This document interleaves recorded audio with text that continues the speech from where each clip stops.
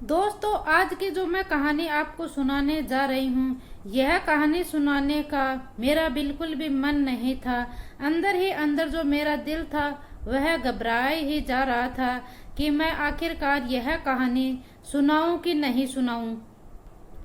आखिरकार यह कहानी है जो रिश्तों को एकदम से शर्मसार कर देने वाली कहानी है। रिश्तों के नाम पर धग्गा लगा देने वाली एक कहानी है यह, जो कि आज एक सगे बेटे ने, वो भी अपनी माँ का इकलौता बेटा है, जो जिस बेटे ने, जिस माँ ने पैदा किया था, और जो बेटा पैदा हुआ था, जिस बेटे पैदा होने पर जिस माँ ने पूरे गांव में लड्डू बंटवाए थे, पूरे गांव में मिठाई बंटवाई थी, धूमधाम से जो बच्चा हुआ था उसका घर में स्वागत किया था। और आखिरकार उसी बेटे ने अपनी ही माँ के साथ, जो 50 साल की माँ है, उसके साथ पूरी रात दरिंदगी की। आखिरकार उसने इस बेटे और माँ के रिश्ते के ऊपर भी धब्बा लगा दिया। और जिस बेटे ने यह दरिंदगी की थी, क्योंकि वह भी शादीशुदा था और उसके एक 4 साल का बेटा भी था, और वह बेटा अपनी माँ के साथ दरिंदगी कर रहा था, और यह खबर दोस्तों सुनाने की हिम्मत ही नहीं हो रही थी।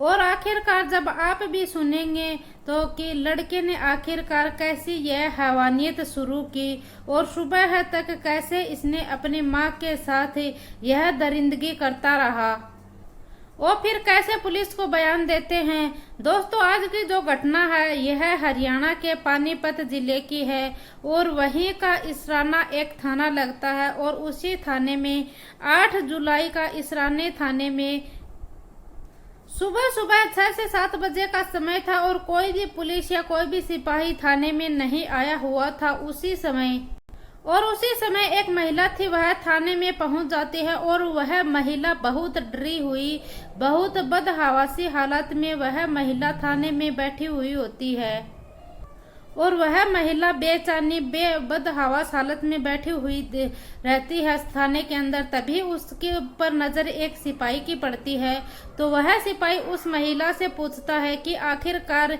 माँ जी, आप इस समय यहाँ पर क्यों बैठी हुई हो। और वह महिला ऐसे बैठी हुई कि जैसे कि उसने अपना सब कुछ खो दिया है।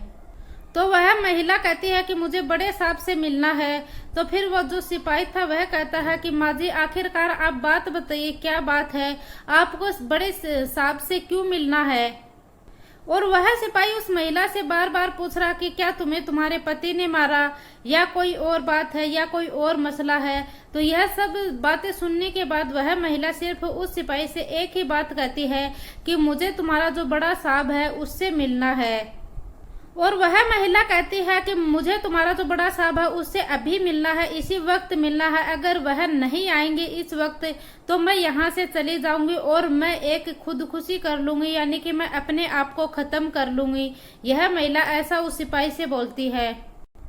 और फिर वह जो सिपाही था वह पर भी सोचने पर मजबूर हो जाता है कि आखिरकार यह महिला ऐसे कैसे बोल रही है, वह भी एक सीरियस हालत में बोल रही है। और फिर जो सिपाही था वह तुरंत जो साहब होता है, कोतवाल साहब, उसको फोन करता है। फिर जैसे ही कोतवाल साहब आता है तो यह महिला कोतवाल साहब से कहती है कि मुझे आपसे अकेले में कुछ जरूरी बात करनी है। और फिर जो कोतवाल साहब थे, जो वह उस महिला को ऑफिस में लेकर आते हैं। फिर वह जो कोतवाल साहब हैं उस महिला से पूछते हैं कि माँ जी, अब बताइए क्या बात थी। तो वह महिला कहती है कि वह महिला उस कोतवाल साहब से कुछ भी नहीं कहती है, वह रोए जाती है। वह महिला है जो वह रोने से रुकने का नाम भी नहीं लेती है।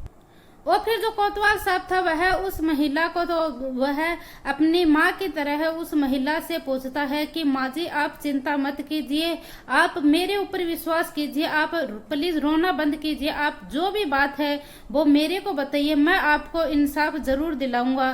तो उस महिला ने उस जो कोतवाल साहब था उसके ऊपर विश्वास किया। फिर वह महिला उस कोतवाल साहब से बताती है कि ये साहब, जो मेरा बेटा है वह रात के टाइम में मेरे साथ पूरी रात वह गलत काम करता है, और फिर यह सब सुनने के बाद जो कोतवाल साहब थे उसके तो जैसे कि पैरों तले की जमीन ही खिसक गई और वह भी सोचने पर मजबूर हो गया। फिर वह उस महिला से पूछता है कि वह जो लड़का है आपका, वह आपका मुंह बोला बेटा है या आपका सगा बेटा है या फिर कोई सौतेला बेटा है। तो वह महिला कहती है कि नहीं नहीं साहब, वह मेरा एक लौता बेटा है। और फिर जो कोतवाल साहब था वह लाल पीला होकर गुस्से में होकर जो थाना था उससे निकलता है और वह महिला उससे कहती है कोतवाल साहब से कि वह अभी घर पर ही लेटा हुआ है बिना कपड़े पहने हुए। और फिर जो कोतवाल साहब है वह गुस्से में थाने से निकल जाता है अपनी टीम लेकर। और फिर पुलिस तुरंत वहां पर पहुंचती है। वह जाकर उसके घर पर देखती है तो वह व्यक्ति घर पर ही मिलता है और साथ में उसका एक 4 साल का बेटा है, वह भी उसके साथ में ही मिलता है। और फिर पुलिस है वह उस बेटे को अरेस्ट कर कर थाने ले आती है। और थाने लाने के बाद वह बेटा था जो पहले तो वह नशे में धुत पड़ा हुआ था। और फिर पुलिस उसके अच्छे से उस बेटे को रिमांड पर लेती है। रिमांड पर लेने के बाद पुलिस वाले उस महिला से पूछते हैं कि तुम और तुम्हारा बेटा ही घर पर रहते हो, तुम्हारा पति कहाँ पर है। फिर वह महिला बताती है कि हाँ मैं शादीशुदा हूँ और मेरा पति है वह भी जिंदा है। आज से 8 दिन पहले जो मेरा पति है वह अपनी बहन के यहाँ गया हुआ है और उसकी बहन के यहाँ कुछ काम था इसीलिए वह वहाँ गया हुआ है। और मेरी 3 बेटियां थी, मैंने अपनी तीनों बेटियों की शादी कर दी और मेरी उम्र लगभग 50 साल के आसपास है और मेरे पति की उम्र 60 साल है। और मेरी तीनों बेटियों की शादी होने के बाद मेरा यह इकलौता बेटा ही बचा था। और मेरे पहले 3 बेटियां हुई थी, उसके बाद यह एक बेटा हुआ था। और जब मेरा ये बेटा पैदा हुआ था तो मैंने पूरे गांव में मिठाई बांटी थी, लड्डू बांटी थी, खूब खुशियां मनाई थी। और मेरे पति की और मेरी एक ही चाहत थी कि हमारी 3 बेटियां हो गई हैं, अब एक बेटा हो जाए तो अच्छा हो। और जब मेरे ये बेटा हुआ था तो हम बहुत खुश थे। हमने गांव में अच्छा प्रोग्राम भी किया था, मिठाई वगैरह भी बांटी थी और बहुत खुश थे हम।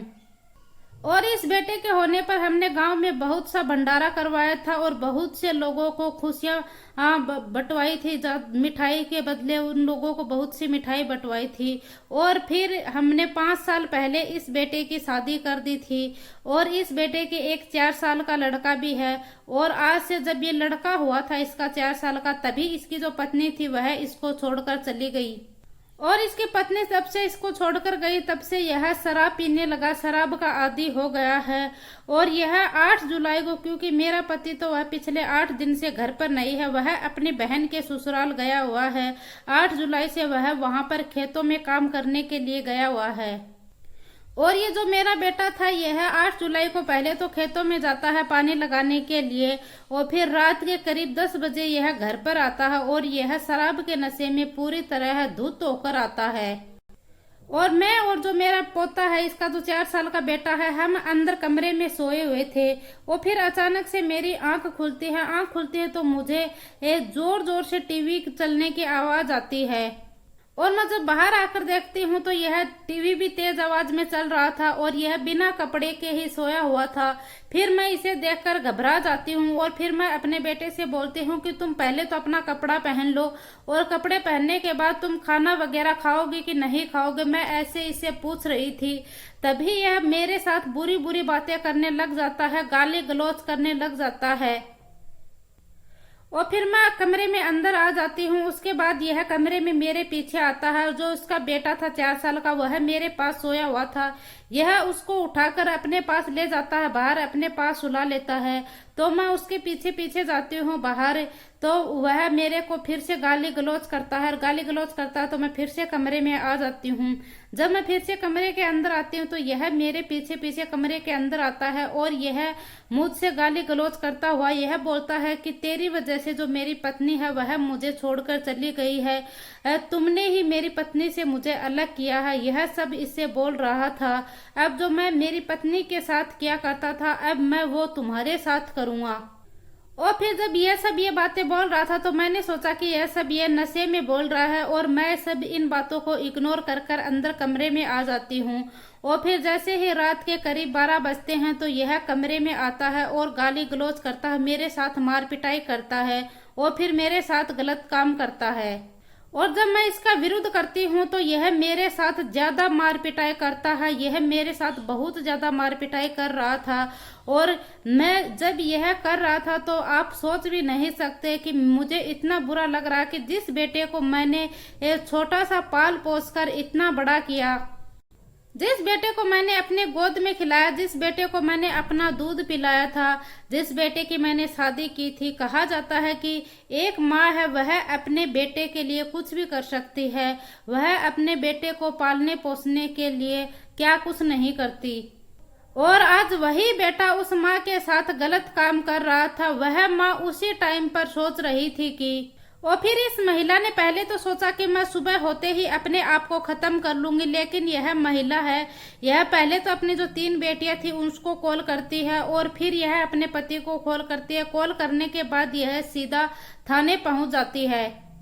और कोतवाल साहब और जो पुलिस वाले हैं वह भी यह सब सोचने पर हैरान थे कि आखिरकार एक लौता बेटा था जिसने माँ ने पाल पोस कर इतना बड़ा किया, अपनी गोद में खिलाया पिलाया, उसे दूध पिलाया, उसे बड़ा किया, उसकी शादी की।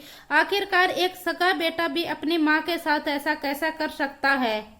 और पुलिस इस बेटे को उठाती है और इसको जेल में डाल देती है। और अभी जो माँ है वह पूरी तरह से सदमे में है। वह इस सदमे से को कभी भी भूल पाएगी या नहीं भूल पाएगी, इसके बारे में तो शायद कहना ही मुश्किल है। शायद वह आगे जिंदगी जी पाए या अपनी जिंदगी को खत्म कर दे। वाकई में ही यह एक न बर्दाश्त करने वाली बात है। और आखिरकार सवाल यह उठ रहा है कि यह जो माँ बेटे थे यह किस धर्म के थे। तो धर्म चाहे कोई भी हो, चाहे हिंदू धर्म हो या मुस्लिम धर्म हो या सिख धर्म हो या ईसाई धर्म हो, कोई भी धर्म उठा लीजिए, कोई भी धर्म में ऐसा करने का कोई मतलब ही नहीं है। और ऐसा व्यक्ति करने वाले के लिए कोई धर्म लागू नहीं होता है। इसमें कोई भी धर्म पर अंगुली नहीं उठाई जाती, क्योंकि ऐसा किसी भी धर्म में लिखा नहीं हुआ है, चाहे हिंदू हो, चाहे मुस्लिम हो, चाहे सिख हो या ईसाई हो, क्योंकि ऐसा व्यक्ति को करने वाले का तो कोई धर्म होता ही नहीं है। और आपकी इस घटना के बारे में क्या राय है हमें कमेंट बॉक्स में जरूर बताइए।